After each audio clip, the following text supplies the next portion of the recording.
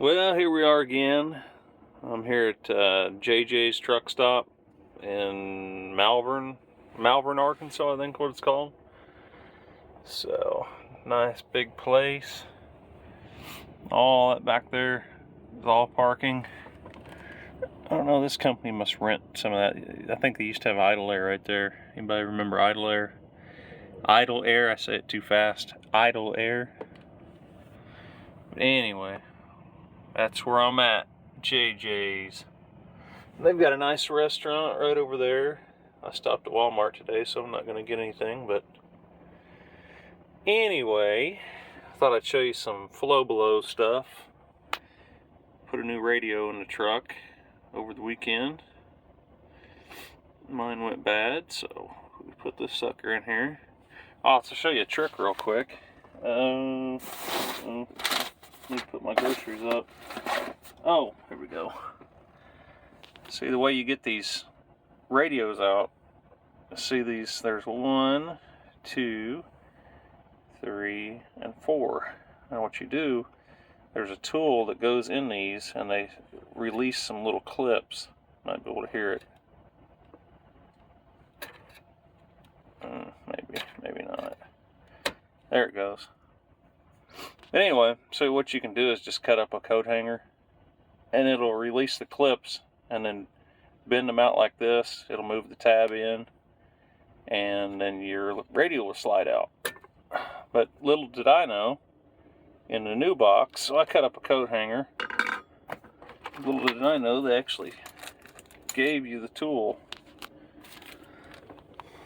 Here's what the real tool looks like. It's just two little clips, put in each side, and radio removal aid. So I did that over the weekend, and I did something with my Flowbelow on the trailer, so we'll go check that out. Truck's dirty. These right here I had taken off.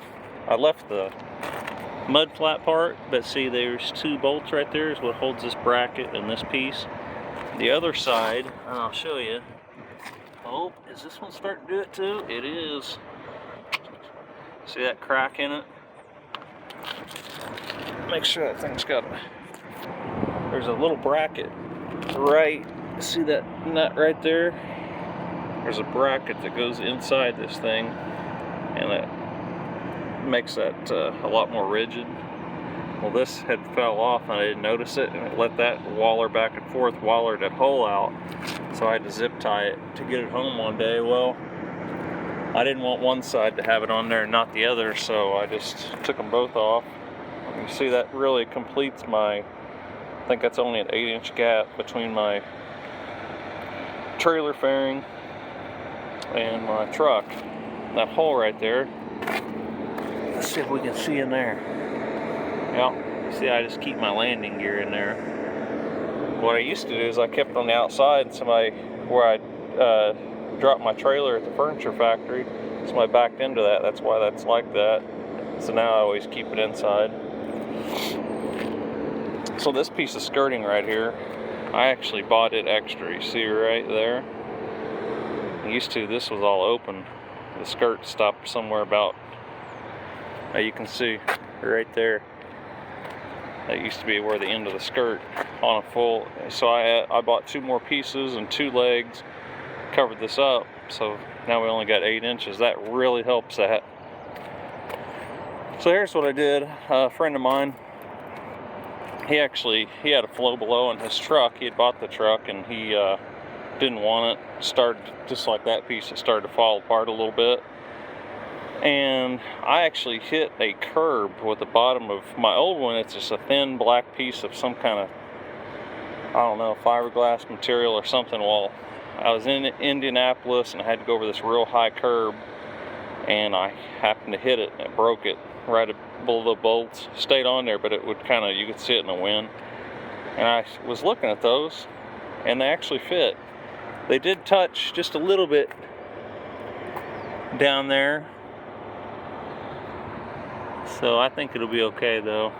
It may be just a little bit too big for in between here. So what do you think of the white? It was black before. I can always put the other one on there, but I had these sitting there. I don't know, white skirt, white trailer, black caps. I'm gonna have to get a new mud flap. I backed it into a high curb a couple times. They're okay, but they're stuck.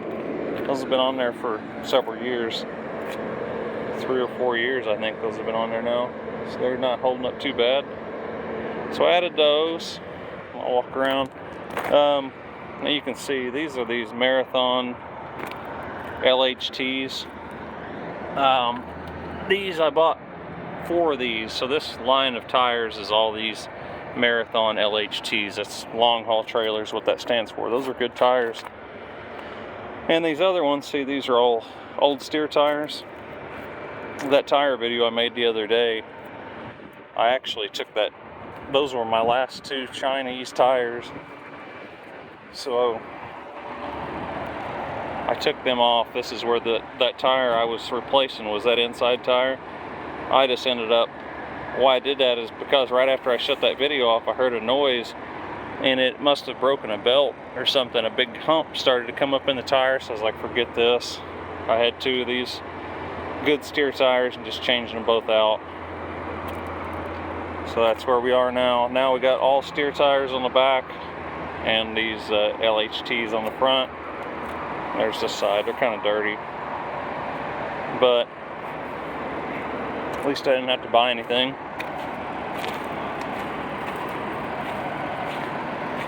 And here's the one I repaired. I put bigger washers in here. Can you tell they're just a little bit bigger? I don't think it looks too bad for a repair job. Let's see, make sure they're all tight. Let's see if we can kind of see my repair work. See that bent piece? I actually made that. And that piece that's going down between them, I put that on there too as this brace to try to stiffen this all up. So hopefully that'll hold up. Well, the old girl is dirty. I need to measure my tires.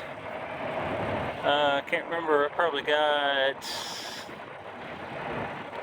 oh, I don't know, several thousand on them now. She's dirty. New IFTA stickers finally came in. If you were waiting on your IFTA stickers from Indiana, old Firestones. I put, I think about 1.5 years, I put those Centromatics on there. Yeah, so that was the Flowbelow repair and modification. The back thing between the trailer tandems, the mounting plate's different, so you have to change that, but other than that, they bolt right up. The what it is the plate that mounts to the square tubing that comes down.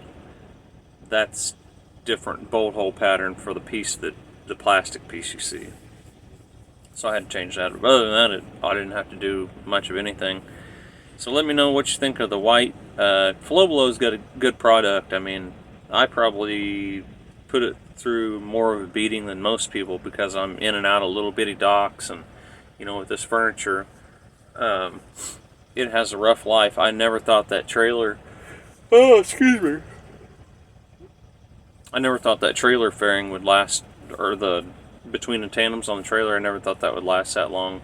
All the little curbs I got to go over and everything, so it's held up very well. It's been on there, next month that'll be 4 years that's been on the trailer. So it's held up well. It's kind of the perfect storm of, it was this little bitty nothing place in Indianapolis. The road was closed. You had to back off of the road. Well, the way I came in, because of the closed road, I came in there and I was going to have to blindside in it. I couldn't get it in there, and so I had to go down to the end of this street and turn around this gravel lot. Well, there was this curb that was just perfect. It was narrow and it was kind of tall. A normal truck would have never had any problem with it, but it hit that just right and broke it. But other than that, it's held up really well. But that's about it. I've got to be in Shreveport in the morning, and this is another 18 stop load, so yippee. So we'll catch up with you later in the week. Thanks for watching.